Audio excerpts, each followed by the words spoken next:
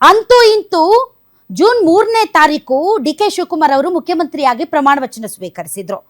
ಇವತ್ತು ಆಗಸ್ಟ್ 3ನೇ ತಾರೀಕು, ಬರೋಬ್ಬರಿ 60 ದಿನಗಳ ನಂತರ ಅವರ ಕಂಪ್ಲೀಟ್ ಸಂಪುಟ ವಿಸ್ತರಣೆ ಆಗಿದೆ. ಏನು 34 ಜನ ಕಂಪ್ಲೀಟ್ ಆಗಿದ್ದಾರೆ. ಇಷ್ಟು ದಿನ ಬೇಕಾಯ್ತಾ ನಿಮ್ಗೆ ಇಂಥ ಪ್ರತಿಪಕ್ಷಗಳು? ಸಿಕ್ಕಾಪಟ್ಟೆ ಖ್ಯಾತೆ ತೆಗೆದಿದ್ವು. ಆ್ಯಂಡ್ ರಾಜ್ಯದಲ್ಲೂ ಕೂಡ ಪರಿಸ್ಥಿತಿ ತುಂಬ ಗಂಭೀರವಾಗಿದೆ. ಮಳೆ ಕೈ ಕೊಟ್ಟಿದೆ. ಹಲವಾರು ಜಿಲ್ಲೆಗಳಲ್ಲಿ ಮಳೆನೇ ಇಲ್ಲ, ಬರದ ಛಾಯೆ ಆವರಿಸಿದೆ. ಇಂತಹ ಸಂದರ್ಭದಲ್ಲಿ ಜಿಲ್ಲಾ ಉಸ್ತುವಾರಿ ಸಚಿವರುಗಳಿಲ್ಲ ಮತ್ತು ಹಲವಾರು ಖಾತೆಗಳಿಗೆ ಮಿನಿಸ್ಟರ್ಸೇ ಇಲ್ಲ. ಆಡಳಿತಾತ್ಮಕವಾಗಿ ಎಲ್ಲೋ ಒಂದು ಕಡೆ ಡಿ.ಕೆ. ಶಿವಕುಮಾರ್ ಅವರ ವೇಗಕ್ಕೆ ತಕ್ಕ ಹಾಗೆ ಆಡಳಿತ ನಡೀತಾ ಇಲ್ಲ ಅನ್ನುವಂತಹ ಅಪವಾದಗಳು ಅವರಿಗೆ ಅಂಟಿದ್ದವು. ಅಂತೂ ಇಂತೂ ಹೈಕಮಾಂಡ್ ಇವತ್ತು ಫೈನಲ್ ಪಟ್ಟಿಯನ್ನು ಕಳುಹಿಸಿದೆ. ಡಿ.ಕೆ. ಶಿವಕುಮಾರ್ ಅವರ ಕ್ಯಾಬಿನೆಟ್ನ 2ನೇ ಪಟ್ಟಿ ಫೈನಲ್ ಮಾಡಿದೆ ಹೈಕಮಾಂಡ್. ಬಹಳ ಸಲ ರಾಹುಲ್ ಗಾಂಧಿ ಅವ್ರಿಗೋಸ್ಕರ ಹೋಗಿ ಹೋಗಿ ಹೋಗಿ ಅವ್ರ ಮನೆ ಮುಂದೆ ಕಾದು ಕುಳಿತು ವಾಪಸ್ ಬರ್ತಾ ಇದ್ರು. ಈ ಮಧ್ಯೆ ಡಿ.ಕೆ. ಶಿವಕುಮಾರ್ ಅವರು ಮತ್ತು ಸಿದ್ದರಾಮಯ್ಯನವರ ಪಟ್ಟಿಗಳನ್ನ ಇಸ್ಕೊಂಡು ನೀವು ಹೋಗಿ ನಾವೇ ಫೈನಲ್ ಪಟ್ಟಿ ಮಾಡಿ ನಿಮ್ಗೆ ಹೇಳ್ತೀವಿ ಅಂತ ಅಂದಿದ್ರು. ಕೊನೆಗೂ ಈಗ ಹೈಕಮಾಂಡ್ ಪಟ್ಟಿ ಫೈನಲ್ ಮಾಡಿ ಕಳುಹಿಸಿದೆ. ಇದರಲ್ಲಿ ಕೆಲವೊಂದು ಅಚ್ಚರಿಗಳಿವೆ, ಕೆಲವೊಂದು ಹಳೆ ಮುಖಗಳಿವೆ, ಕೆಲವೊಂದು ಹೊಸ ಮುಖಗಳಿವೆ, ಕೆಲವರನ್ನ ಡ್ರಾಪ್ ಮಾಡಲಾಗಿದೆ. ಈ ರೀತಿ ಹಲವಾರು ವಿಚಾರಗಳು ಇವತ್ತಿನ ಕ್ಯಾಬಿನೆಟ್ನಲ್ಲಿ ಕಂಡು ಬರ್ತಾ ಇದೆ.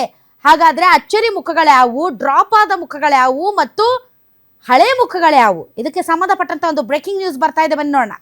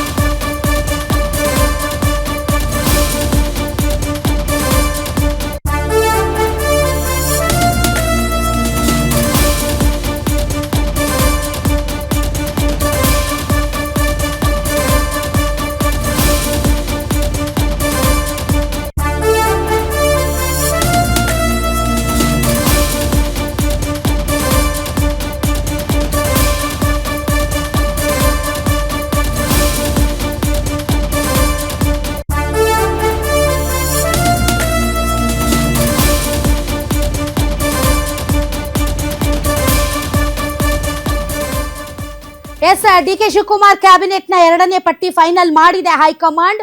ಅಚ್ಚರಿ ಮುಖಗಳಿಗೆ ಮಣೆ ಹಾಕಿದೆ. PM Narendra Swamy, Shivraj Tangadagi, Rudrappa ಲಮ್ಮಾಣಿ, KS Basavanthappa, B Nagendra, T Raghumurthy, Zameer Ahmed, Rizwan Harshad, Santosh Lad, Madhu Bangarappa, ಪುಟ್ರಂಗ್ Shetty, SS Mallikarjun, Chaluvaraya ಸ್ವಾಮಿ, ಅಜಯ್ ಸಿಂಗ್, ಶಿವಲಿಂಗೇಗೌಡ, ಬಾಲಕೃಷ್ಣ, MLC ಗಾಯತ್ರಿ ಶಾಂತೇಗೌಡ, ಬಸವರಾಜ್ ರಾಯರೆಡ್ಡಿ, ವಿಜಯಾನಂದ ಕಾಶಪ್ಪನವರ್, ಲಕ್ಷ್ಮಣ ಸವದಿಗೆ ಡಿ.ಕೆ. ಶಿವಕುಮಾರ್ ಸಂಪುಟದಲ್ಲಿ ಸ್ಥಾನ ಸಿಕ್ಕಿದೆ. ಇದು ಸಂಜೆ 4:05 ಪ್ರಮಾಣ ವಚನ ಸ್ವೀಕಾರ ಸಮಾರಂಭ ಇದೆ. ಇನ್ನು ವಿಧಾನಸಭೆ ಸ್ಪೀಕರ್ ಆಗಿ GS ಪಾಟೀಲ್ ಹೆಸರನ್ನ ಫೈನಲ್ ಮಾಡಲಾಗಿದೆ. ರೋಣ ಶಾಸಕರು. ಸಿದ್ದರಾಮಯ್ಯ ಆಪ್ತ AS ಪೊನ್ನಣ್ಣಗೆ ಡೆಪ್ಯೂಟಿ ಸ್ಪೀಕರ್ ಸ್ಥಾನವನ್ನ ಕೊಡಲಾಗಿದೆ.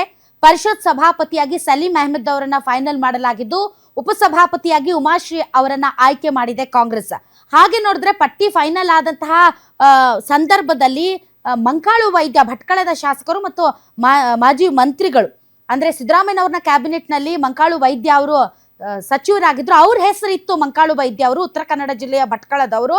ಇದ್ದಕ್ಕಿದ್ದಂತೆ ಪಟ್ಟಿ ಫೈನಲ್ ಆಯಿತು, ಅವ್ರ ಹೆಸರುಗಳೆಲ್ಲ ಅನೌನ್ಸ್ ಆಯಿತು. ಅನೌನ್ಸ್ ಆದಮೇಲೆ ಸ್ವಲ್ಪ ಹೊತ್ತಿಗೆ ಮಂಕಾಳು ವೈದ್ಯ ಅವರ ಹೆಸರನ್ನ ಡ್ರಾಪ್ ಮಾಡಿ SS ಮಲ್ಲಿಕಾರ್ಜುನ್ ಅವರ ಹೆಸರನ್ನ ಮತ್ತೆ ಅದರೊಳಕ್ಕೆ ಇನ್ನು ಮಾಡಲಾಯಿತು. ಹಾಗೆ ನೋಡಿದ್ರೆ ಉತ್ತರ ಕನ್ನಡ ಜಿಲ್ಲೆಗೆ ತುಂಬಾ ಅನ್ಯಾಯ ಆಗಿದೆ ಅಂತ ಹೇಳಬೇಕು. ಯಾಕೆ ಅಂತಂದ್ರೆ ಮಂಕಾಳು ವೈದ್ಯ ತುಂಬಾ ಚೆನ್ನಾಗಿ ಕೆಲಸ ಮಾಡ್ತಾ ಇದ್ರು. ಉತ್ತರ ಕನ್ನಡ ಜಿಲ್ಲೆಯ ಭಾಗದಲ್ಲಿ ಏನೇ ಅವಘಡಗಳಾದ್ರು, ಏನೇ ತೊಂದರೆಗಳಾದ್ರೂ ಮಂಕಾಳು ವೈದ್ಯ ಆ ಸ್ಪಾಟಲ್ಲಿ ಇರ್ತಾ ಇದ್ರು ಮತ್ತು ಇಡೀ ರಾಜ್ಯಾದ್ಯಂತ, ಜಿಲ್ಲೆಯಾದ್ಯಂತ ತುಂಬಾ ಒಳ್ಳೆ ಕೆಲಸ ಮಾಡ್ತಾ ಇದ್ರು ಅವರು ಮಂತ್ರಿಗಳಾದ ಮೇಲೆ. ಆದರೆ ಏಕಾಏಕಿ ಅವ್ರ ಹೆಸರು ಅನೌನ್ಸ್ ಆಗುತ್ತೆ. ಹೆಸರು ಅನೌನ್ಸ್ ಆದ ಸ್ವಲ್ಪ ಹೊತ್ತಿನಲ್ಲಿ ಅವ್ರ ಹೆಸರನ್ನ ಡಿಲೀಟ್ ಮಾಡಿ SS ಮಲ್ಲಿಕಾರ್ಜುನ್ ಅವರ ಹೆಸರನ್ನ ಅದಕ್ಕೆ ಆ್ಯಡ್ ಮಾಡಲಾಗುತ್ತೆ. ಐ ನೋ ಮಂಕಾಳು ವೈದ್ಯ ಅವರು ಈ ವಿಚಾರದಲ್ಲಿ ಯಾವುದೇ ಆಕ್ಷೇಪ ಎತ್ತೋದಿಲ್ಲ ಅಂತ. ಯಾಕಂದರೆ ಅವರು ಆ ಥರದ ವ್ಯಕ್ತಿತ್ವ ಅಲ್ಲ. ಖಡಕ್ಕಾಗಿ ಡಿಮಾಂಡ್ ಮಾಡಿ, ಹೋರಾಟ ಮಾಡಿ, ಎಚ್ಚರಿಕೆ ಕೊಟ್ಟು ಪ್ರತಿಭಟನೆ, ಧರಣಿ ಮಾಡುವಂಥ ಕ್ಯಾರೆಕ್ಟರ್ ಅಲ್ಲ ಅದು. ಕೊಟ್ಟಂಥ ಜವಾಬ್ದಾರಿಯನ್ನು ತುಂಬ ಶ್ರಮದಿಂದ ಮತ್ತು ತುಂಬ ಆಸ್ಥೆಯಿಂದ ಕೆಲಸ ಮಾಡುವಂತಹ ವ್ಯಕ್ತಿತ್ವ. ಹೀಗಾಗಿ ಅವ್ರನ್ನ ಡ್ರಾಪ್ ಮಾಡಿದ್ರು ಕೂಡ ಮಂಕಾಳು ವೈದ್ಯ ಅವರು ಏನು ಮಾತಾಡಲ್ಲ. ಬಟ್ ಆ ಭಾಗದ ಜನರಿಗೆ ತುಂಬಾ ನಿರಾಸೆ ಆಗಿದೆ. ಉತ್ತರ ಕನ್ನಡ ಜಿಲ್ಲೆ ಯಾವಾಗಲೂ ಕೂಡ ನೆಗ್ಲೆಕ್ಟ್ ಮಾಡ್ತಾರೆ.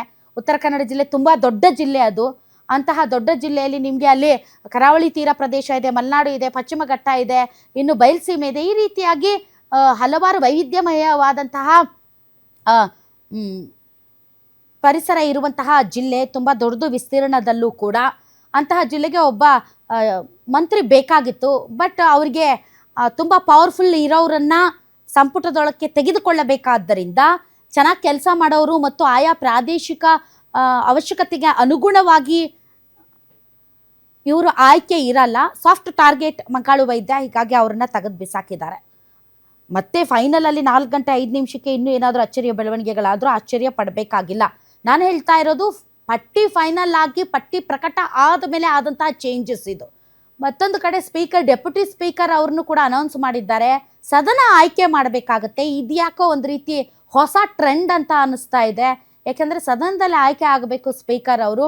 ಆದರೆ ಮೊದಲೇ ಇವರು ಅನೌನ್ಸ್ ಮಾಡಿಬಿಡೋದು ಅದು ಎಲ್ಲೋ ಒಂದು ಕಡೆ ಈಗ ಯಾರು ಸ್ಪೀಕರ್ ಅವರು ಇರ್ತಾರೆ ಅವರಿಗೆ ಅದೊಂದು ಸ್ವಲ್ಪ ಇರಿಸು ಮುರ್ಸು ಅಂತ ಅನಿಸುತ್ತೆ. ನಾನು ಹೇಳೋದು ವಿಧಾನಸಭೆಯಲ್ಲಿ ಯು ಟಿ ಖಾದರ್ ಅವರು ಆಲ್ರೆಡಿ ರಾಜೀನಾಮೆ ಕೊಟ್ಟಿದ್ದಾರೆ. ಯಾಕಂದರೆ ಅವ್ರನ್ನ ಮಿನಿಸ್ಟರ್ ಮಾಡಿದ್ದಾರೆ. ವಿಧಾನ ಪರಿಷತ್ನಲ್ಲಿ ಈಗ ಹೊರಟ್ಟಿ ಅವರು ಮೋಸ್ಟ್ ಪ್ರಾಬಬ್ಲಿ ಅದಕ್ಕೆ ಆಕ್ಷೇಪ ವ್ಯಕ್ತಪಡಿಸಬಹುದು.